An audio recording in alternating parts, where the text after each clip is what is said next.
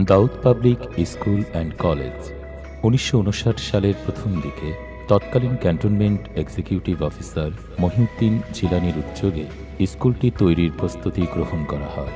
Messrs Daud group of ইন্ডাস্ট্রিজের প্রধান দাতা দাউদ খানের নাম অনুসারে প্রতিষ্ঠানের নামকরণ করা হয় দাউদ পাবলিক স্কুল।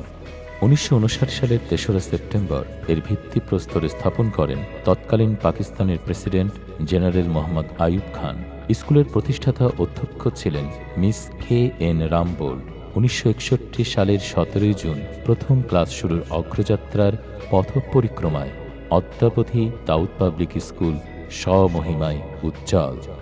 কালের পথ পরিক্রমায় ১৯৬৯ সালে দাউদ পাবলিক স্কুল অ্যান্ড কলেজ নাম প্রবর্তন করে প্রতিষ্ঠানটিকে স্কুল অ্যান্ড কলেজ পর্যায়ে উন্নীত করা হয়।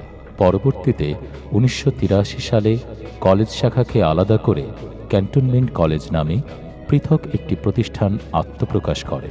কিন্তু সময়ের প্রয়োজনে এবং অত্র অঞ্চলের শিক্ষার্থীদের উন্নত শিক্ষার সুযোগ সৃষ্টির লক্ষ্যে ক্যান্টনমেন্ট অভ্যন্তরে আরও একটি কলেজ প্রতিষ্ঠার প্রয়োজন দেখা দেয়।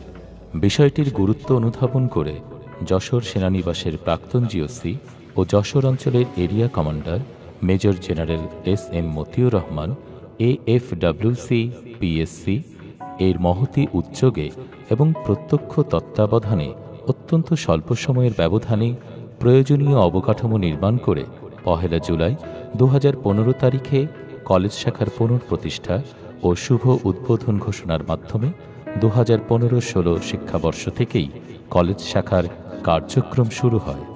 দাউদ পাবলিক স্কুল অ্যান্ড কলেজে চলছে